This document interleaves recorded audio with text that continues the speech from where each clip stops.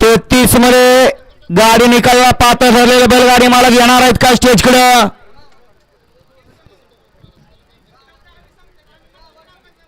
सुटला गट क्रमांक 36 सुटला.